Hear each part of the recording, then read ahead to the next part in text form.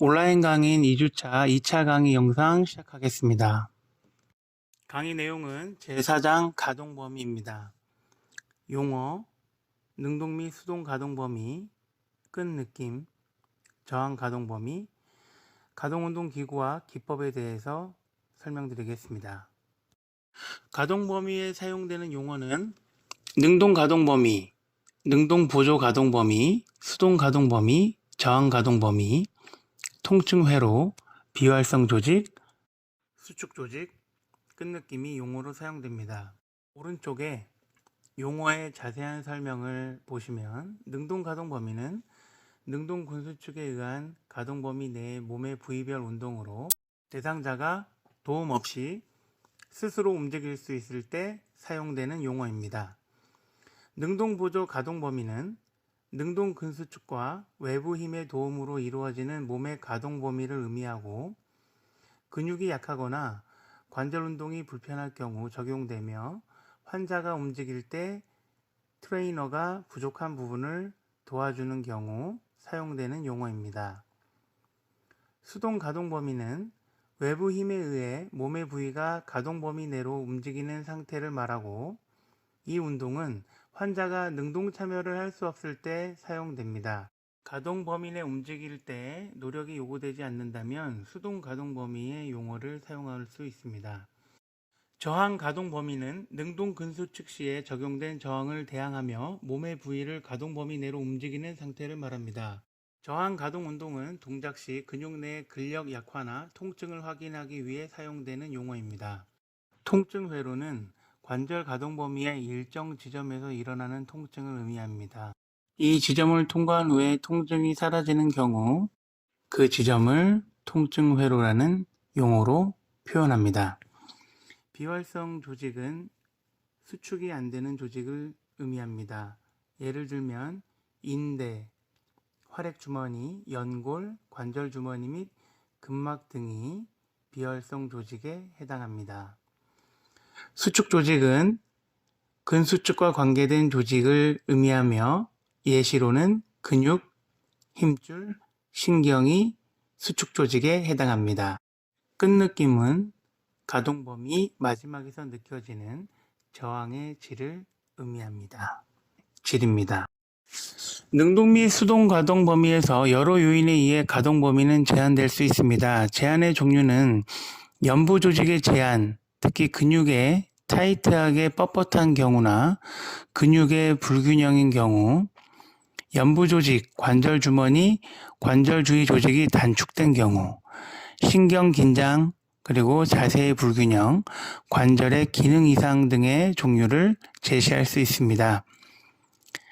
슬라이드에 제시한 표 4-1에서 각각의 제한 종류에 따른 예시와 해결할 수 있는 해당 운동 유형을 확인하시면 되겠습니다. 끈느낌은 앞서 가동 범위 마지막에서 느껴지는 저항의 질이라고 말씀드렸습니다. 관절 주머니, 인대나 뼈, 근육, 신장 연부 조직 각각의 특징적인 끈느낌들이 있습니다.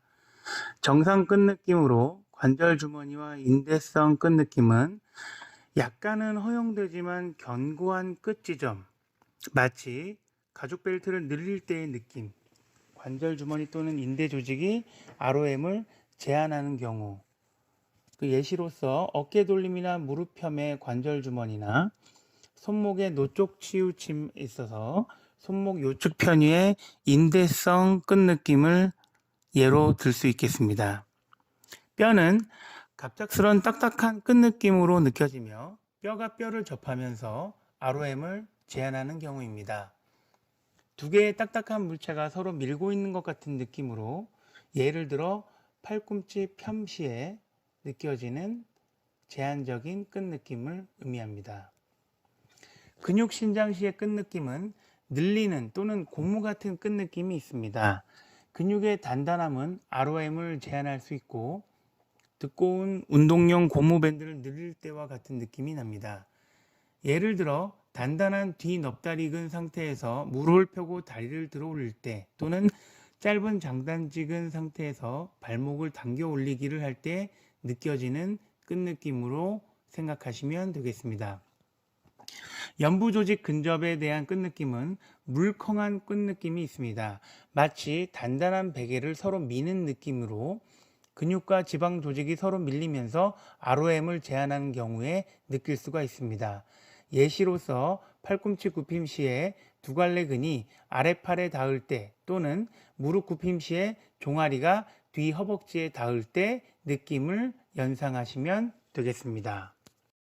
다음은 조직의 비정상적인 상태일 때 끝느낌을 말씀드리겠습니다. 분류는 근경직, 느슨한 느낌, 스프링, 텅 빈 느낌으로 분류됩니다. 첫 번째로 근경직은 단단하고 제한을 주는 느낌이 아픈 범위의 한 지점에서 경험을 하게 되는 느낌입니다. 예시로 목을 옆으로 굽힐 때 상부 등 세모근의 경직 느낌을 연상하시면 되겠습니다. 느슨한 느낌은 정상 범위를 넘어선 가동 범위에서 느껴집니다. 예시로 어깨 탈구나 만성 발목 염좌 시에 느껴지는 끈 느낌입니다. 스프링은 가동 범위 내의 멈춤과 리바운드에 대한 느낌을 의미합니다. 예시로 반월판 손상 시에 무릎편 또는 관절 라인에 루즈한 바디의 느낌이 있는 것들을 예시로 들 수 있겠습니다. 텅 빈 느낌은 아무 느낌도 없는 것입니다. 예시로 저항 시점 전에 통증으로 인해 동작이 멈추거나 또는 가동 범위를 넘어서도 느낌이 없는 것입니다. 예시로는 인대의 완전 파열일 때의 경우나 관절 주머니의 파열 시에 느낄 수 있는 끝느낌입니다. 저항 가동 범위는 근력 약화 또는 통증 여부 확인 시에 사용할 수 있는 방법입니다. 관절 가동 범위 중간 범위 정도에 적용하여 끝 범위의 충돌 조직을 피해서 적용할 수 있습니다. 저항 가동 범위는 근력을 평가할 때나 근력의 증가를 평가할 때, 근조절력을 확인할 때나 또는 근육의 손상을 평가할 때 적용할 수 있습니다. 금기증은 최근에 골절을 경험했거나 힘줄이나 근육의 파열, 수술 후에 근육과 힘줄 재생 치료 과정 등을 진행하고 있다면 금기해야 되겠습니다. 해야 되는 가동 운동 기구와 기법에 대해서 소개해 드리겠습니다.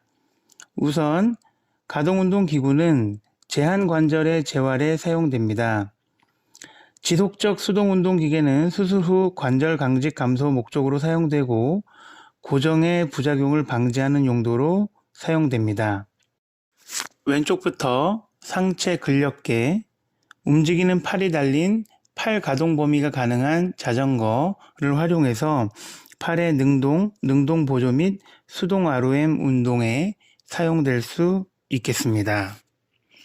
또한 봉 또는 T 막대기 운동을 통해서 양팔 굽힘, 한팔 굽힘, 가쪽 돌림 등의 어깨의 능동 보조 및 수동 가동 운동에 사용될 수 있겠습니다. 이 운동의 이점은 밀거나 당기는 정도를 스스로 조절할 수 있다는 점입니다.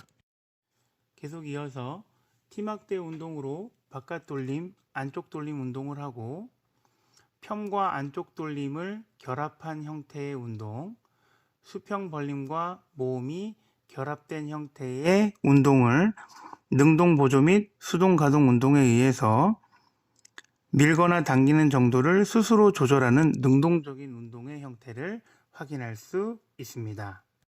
다음은 벽 위로 점진적 어깨 굽힘 동작입니다. 벽이나 치료대의 사용은 관절의 조기 가동 회복에 도움이 될 수 있습니다. 치료대와 벽을 사용하면 중력이 제거되거나 원하는 가동 범위로 관절을 움직이는 데 도움이 될 수 있기 때문입니다. 다음으로는 타월 운동입니다. 오른쪽 위에서부터 무릎 굽힘의 타월 가동 범위 운동이고, 다음은 무릎 굽힘 시의 타월 슬라이드 운동, 마지막으로 발목의 발등 굽힘 타월 가동 범위 운동을 확인할 수 있습니다. 수건은 표면의 마찰을 줄일 수 있고 적은 근력으로 원하는 가동 범위를 쉽게 이동할 수 있다는 특징이 있습니다. 수건이나 보자기의 사용은 자가수동 또는 능동보조 운동 시 도움이 되며 치료사의 지도에 따라 수건이나 보자기를 사용하여 다친 관절을 전체 가동 범위로 운동할 수 있습니다. 계속 이어서 벽 슬라이드 무릎 가동 운동으로서 무릎의 굽힘 펴 운동을 확인할 수 있습니다. 환자는 다친 다리를 벽면 위에서 중력의 도움으로 슬라이딩 하거나 다치지 않은 발을 밀면서 무릎을 굽힘하거나 다리를 완전 펴는 운동을 수행할 수 있습니다. 치료대 또는 책상을 활용한 슬라이드 가동 운동은 어깨의 굽힘, 벌림 운동을 실시할 수 있습니다. 발등 굽힘 의자 슬라이드 운동은 바퀴가 달린 의자를 발등 굽힘으로 이동하는 동안 발등 굽힘 운동을 실시할 수 있는 기법입니다. 흔들림판을 이용한 발바닥 굽힘 및 발등 굽힘 운동은 발목의 능동 또는 능동 보조 가동 범위 운동에 사용됩니다. 이는 근력, 다리 고유 수용기 등의 촉진의 목적으로 고안된 운동이라고 할 수 있겠습니다. 다리 신경 긴장 기법으로서 유지 이완 운동을 통해서 신장할 수 있는 기법이 있습니다. 이는 다음 챕터인 스트레칭 챕터에서 자세하게 설명드리겠습니다. 스트레칭을 한 또한 다리 신경 긴장 기법으로서 발등 굽힘으로 하는 다리 직거상과 같은 뉴로다이나믹한 기법과 슬럼프 검사는 신경 조직의 역학적 민감성의 평가에 자주 사용됩니다. 자극 기법은 다리나 척추 동작을 뉴로다이나믹 검사에 첨가하여 신경 조직의 로딩을 더하거나 빼면서 증상의 원인을 규명하는 것입니다. 발등 굽힘으로 하는 SLR은 우선 환자는 바로 누운 자세에서 무릎을 펴서 긴장을 느낄 때까지 엉덩관절을 굽힘합니다. 발등을 굽히고 엉덩근의 안쪽 돌림을 실시합니다. 마지막으로 목을 굽혀서 모음을 하여 테스트합니다. 슬럼프 테스트는 환자가 치료대 끝에 앉은 상태에서 어깨를 둥글게 합니다. 목뼈를 굽히고 무릎을 곧게 편 상태에서 발을 발등 굽힘합니다. 이후 목뼈는 중립 위로 돌아오며 테스트를 실시합니다. 다음은 팔신경 긴장 기법입니다. 팔은 세 가지 긴장 검사를 통해서 C5에서 T1 신경뿌리에서 시작되는 신경 조직을 검사할 수 있습니다. 첫 번째로 어퍼림 너브 텐션 테스트 1 정중신경 메디알 너브에 대한 텐션 테스트를 설명드리겠습니다. 어깨뼈를 아래 방향으로 누른 후에 90도 어깨 벌림을 실시합니다. 다음으로 90도 팔꿈치 굽힘을 통해서 90도 어깨 바깥 돌림을 실시합니다. 아래팔 뒤침을 하면서 팔꿈치, 손목, 손가락을 모두 펴하여 신장 긴장 기법을 통해서 테스트할 수 있습니다. 다음은 팔신경 긴장 기법 두 번째인 노신경, 라디안 너브에 대한 테스트입니다. 어깨뼈를 아래 방향으로 누른 후에 팔꿈치를 펴합니다. 팔꿈치 펴 상태에서 어깨 바깥 돌림을 실시하고 손목, 손가락 및 엄지를 펴한 상태에서 테스트를 진행합니다. 팔신경 긴장 기법 세 번째, 자신경 얼라널브 테스트입니다. 어깨뼈를 아래 방향으로 누른 후에 90도 어깨 벌림을 실시합니다. 90도 어깨 바깥 돌림을 한 후 팔꿈치를 완전 펴합니다. 손목 및 손가락 펴하여 얼라널브 테스트를 실시할 수 있습니다. 가동범위 운동은 수동운동, 능동보조운동, 능동운동, 저항운동 단계로 진행할 수 있습니다. 환자는 통증이 없거나 관절 염증 상태가 남아있는 상태에서 능동운동이 가능한 경우와 그렇지 못한 경우로 나뉠 수 있습니다. 가능한 경우는 근력 강화의 목적으로 저항 운동을 실행할 수 있습니다. 그러나 능동 운동이 가능하지 못한 경우 환자는 통증이 느껴지거나 관절 염증 상태가 남아있는 상태에서 능동 보조 운동을 실행하게 됩니다. 능동 보조 운동이 가능한 경우에는 통증이나 관절의 염증이 없이 능동 운동을 실행하는 과정으로 이어질 수 있습니다. 하지만 능동 보조 운동이 되지 않는 경우에는 통증과 잔여 관절의 염증 없이 수동 운동을 실행하게 됩니다.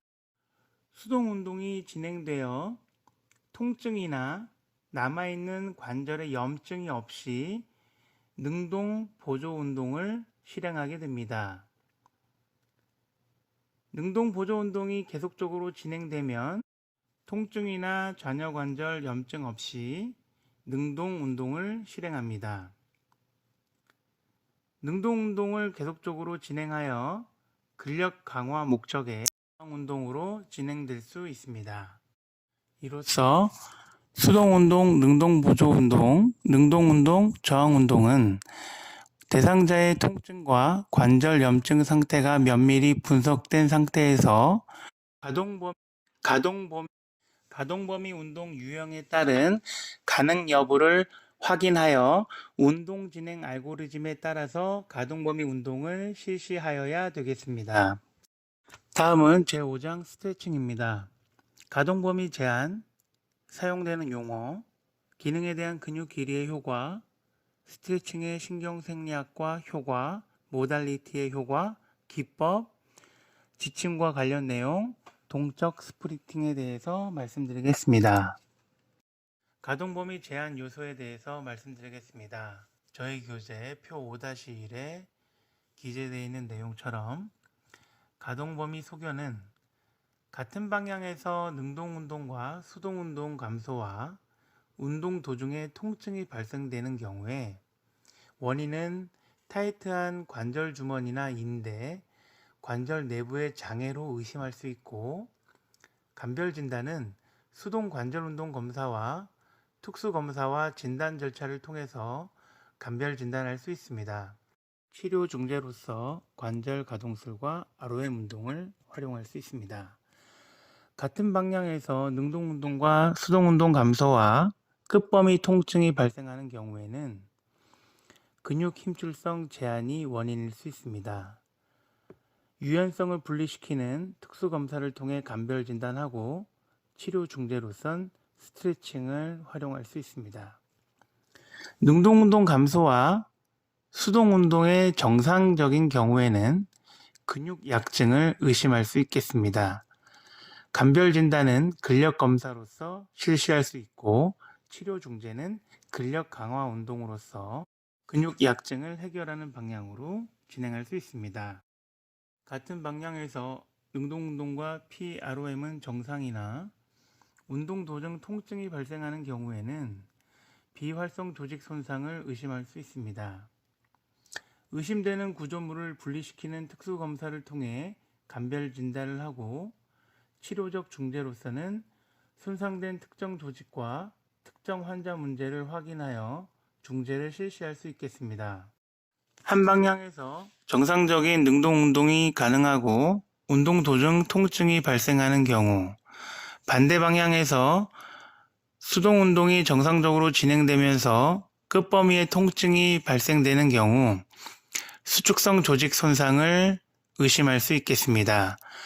감별 진단은 도수 근력 검사를 통해서 실시할 수 있겠고, 손상된 특정 조직과 특정 환자 문제를 확인하여 중재할 수 있겠습니다.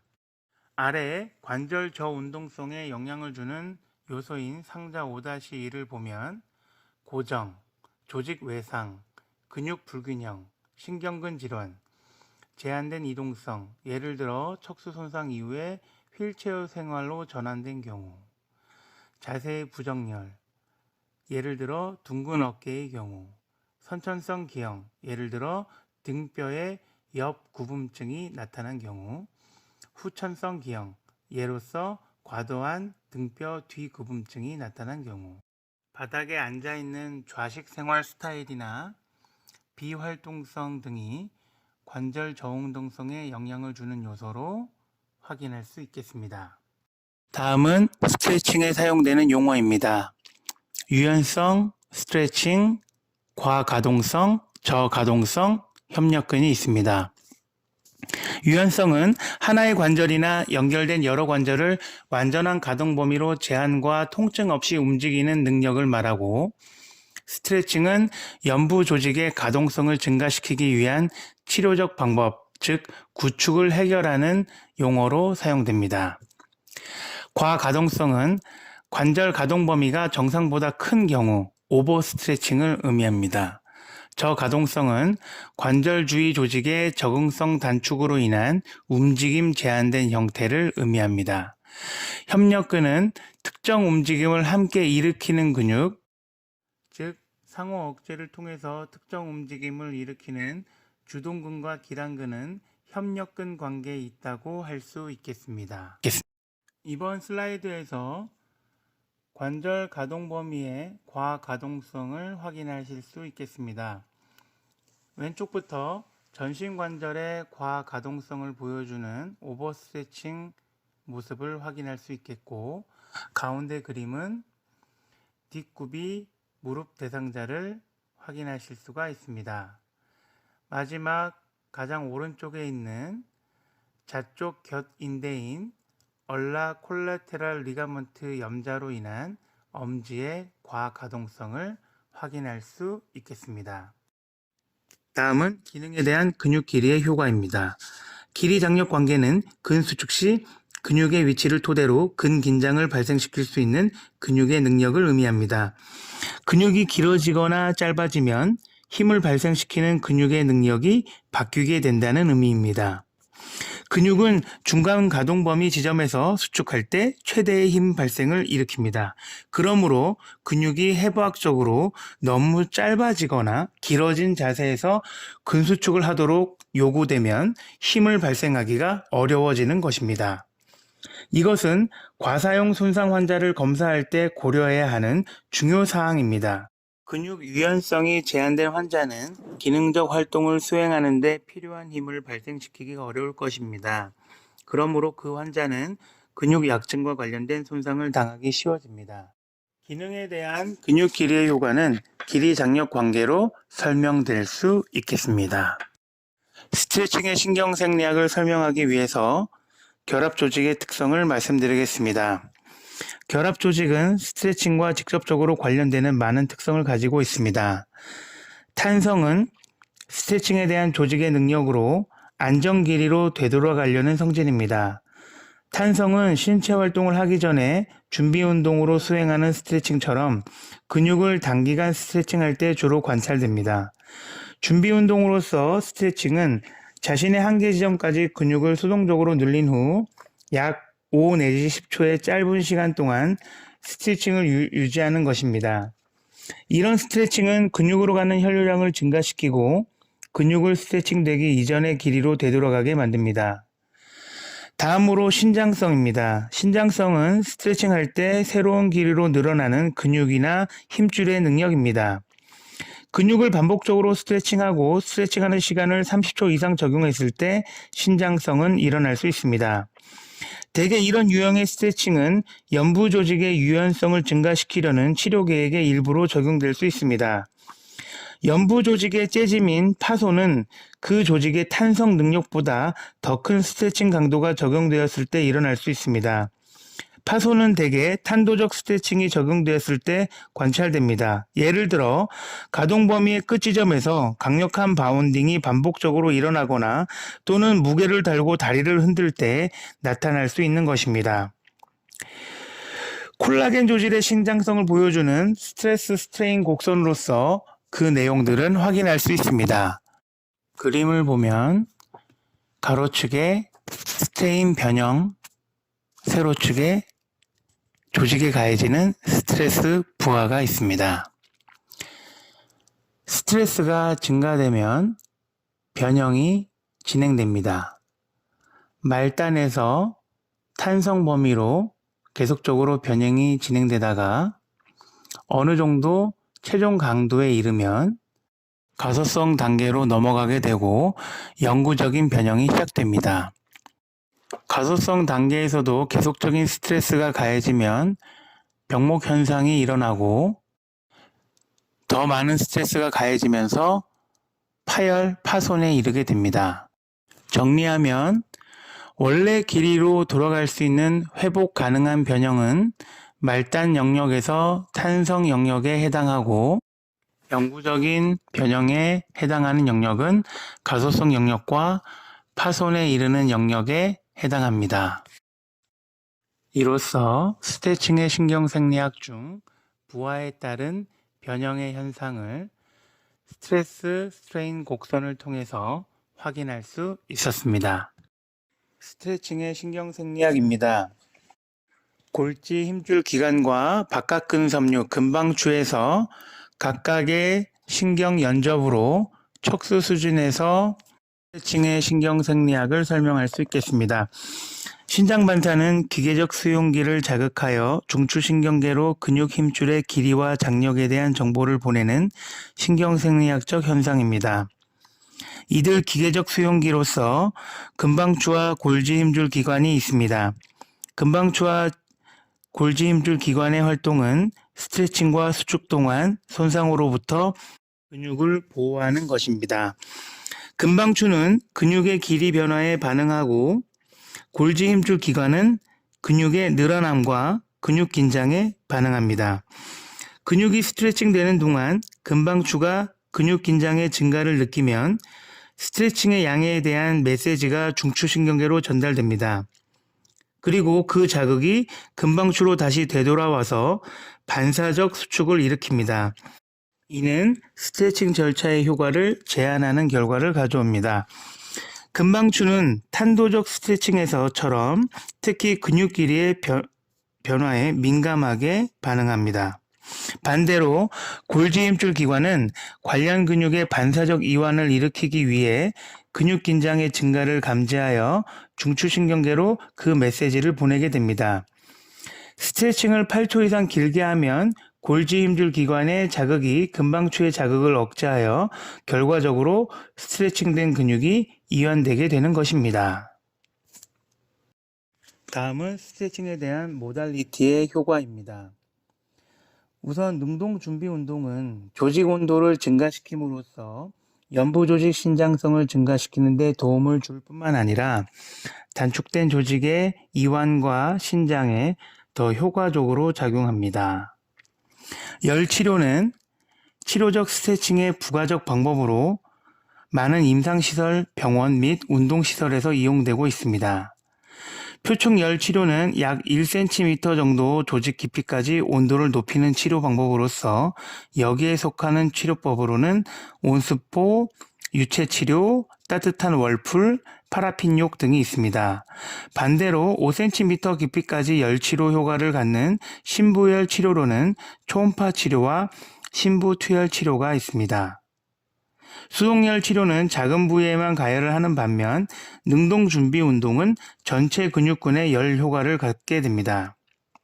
수동열 치료에 의한 작은 가열 부위는 스트레칭의 보조 치료로서 모달리티의 전반적인 효과를 제한할 수 있습니다.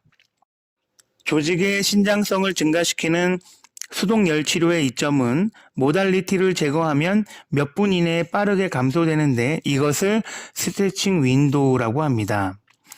스트레칭 윈도우는 모달리티의 제거 이후 치료사가 적용해야 하는 스트레칭의 시간으로 설명되어 왔습니다.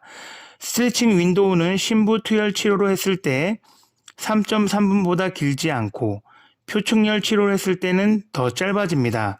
열 치료를 적용한 후 3분 이내에 스트레칭을 적용하지 않으면 모달리티의 효과를 얻을 수 없다는 것입니다. 다음으로 냉치료입니다. 냉치료의 적용은 연부 조직의 신장성을 감소시켜 타이트한 조직의 늘어남을 방해하게 됩니다. 냉치료 모달리티는 근방호나 근경련이 연부 조직의 신장성을 방해하는 경우에서만 적용되어야 합니다. 연부 조직을 신장시키는 스프레이와 스트레칭 기법의 적용 뒤에 이 기법을 적용하는 것이 바람직합니다. 신장된 위치에서 조직을 냉각시키는 데 도움을 주는 냉치료는 스트레칭 이후에 적용하는 것이 효과적입니다. 이 기법은 단축된 조직의 가소성 변화를 증가시키고 스트레칭에 의한 운동 후 근육통을 감소시키는 효과를 얻을 수가 있습니다. 스트레칭 기법입니다. 탄도적 스트레칭은 근육의 정상 범위를 넘어서까지 동적으로 스트레칭하는 기법입니다. 동적 스트레칭은 정상 가동 범위 내에서 능동적으로 빠르게 움직이는 방법입니다. 정적 스트레칭은 손상 조직의 정상 가동 범위를 초과하는 느리고 수동적인 움직임입니다. 다음은 고유수용성 신경근 촉진법 스트레칭에 대해서 말씀드리겠습니다. 첫 번째로 유지 이완 기법입니다. 치료사는 넙다리 내 갈래근에서 긴장이 느껴질 때까지 그 근육을 스트레칭합니다. 대상자는 무릎을 펴하기 위해 치료사의 손을 밀게 됩니다. 8초간 넙다리 내 갈래근을 등척성으로 수축하여 유지합니다. 수축 후 대상자는 이완하고 치료사는 넙다리 내 갈래근을 스트레칭합니다. 이 과정을 3번 반복하는 기법입니다. 다음으로 수축 이완 기법입니다. 치료사는 넙다리 내 갈래근에서 긴장이 느껴질 때까지 그 근육을 스트레칭합니다. 대상자는 약한 저항에 대항해 무릎을 펴하기 위해 치료사의 손을 미는데 넙다리 내 갈래근을 등장성으로 수축을 시도합니다. 수축한 후 환자는 이완하고 치료사는 넙다리 내 갈래근을 좀 더 스트레칭합니다. 이 과정을 3번 반복하는 기법입니다. 고유수용성 신경근 촉진법 스트레칭에 대한 적응증, 주의사항, 금기증 및 장점에 대해서 말씀드리겠습니다. 수축 이완 기법의 적응증은 가동 범위의 제한, 근경련, 기랑근의 뻣뻣함이 적응증이 되겠습니다. 주의사항 및 금기증은 통증이나 급성 정형외과 질환, 감염, 그리고 관절 구축으로 인해 안정성이 결여될 때 금기합니다. 장점은 가동 범위의 증가가 되겠습니다. 유지 이완 기법은 가동 범위의 제한, 통증 증가, 통증에 의한 능동 운동의 제한, 급성 정형외과적 질환이 적응증이 되겠습니다. 주의사항 및 금기증은 환자가 등척성 수축을 할 수 없을 때, 감염, 골절, 그리고 관절 구축으로 인해 안정성이 결여될 때 금기합니다. 장점은 가동 범위 증가와 통증 감소가 유지 이완 기법의 장점이 되겠습니다. 스트레칭의 지침과 관련된 내용을 말씀드리겠습니다. 정적 스트레칭의 절차입니다. 첫 번째로 가동 범위 제한의 원인을 평가합니다. 다음으로 수행할 스트레칭 절차의 유형을 결정합니다. 세 번째, 대상자와 함께 치료 절차와 치료 목표를 의논합니다. 네 번째, 스트레칭 동안 최대 이완을 이끌어낼 수 있는 자세로 환자를 배치합니다. 다섯 번째, 환자의 수줍음을 고려하여 환자의 옷을 탈의시킬 것을 결정합니다. 여섯 번째, 필요하다면 심호흡과 같은 이완 기법을 이용합니다. 일곱 번째, 완전 가동 범위로 팔다리를 수동으로 움직입니다. 이때 끈 느낌을 평가합니다. 여덟 번째, 스트레칭 시킬 관절의 몸쪽과 먼 쪽에 손을 배치합니다. 아홉 번째, 관절이 압박되지 않도록 주의를 요합니다. 열 번째, 부드럽고 느리고 지속적인 스트레칭을 적용합니다. 11번째, 원하는 시간만큼 치료 목표를 고려하여 스트레칭을 유지합니다. 12번째, 스트레칭을 점진적으로 이완시킵니다. 마지막으로 치료 목표를 달성하기 위해 필요하다면 스트레칭 절차를 여러 번 반복합니다. 다음으로는 스트레칭의 금기증에 대해서 말씀드리겠습니다. 뼈 차단에 의해 제한된 관절 움직임일 때 금기합니다. 최근에 골절이나 치유되지 못한 골절, 스트레칭할 조직이 급성 염증 과정에 있을 때, 활동성 감염이 있을 때, 근육 신장으로 인한 날카로운 통증이 유발될 때, 급성 혈종이 있을 때, 구축에 의한 안정성이 일상생활의 기능과 활동에 도움이 되는 경우 그 도움을 오히려 변화시킬 수 있는 스트레칭은 금기하면 됩니다.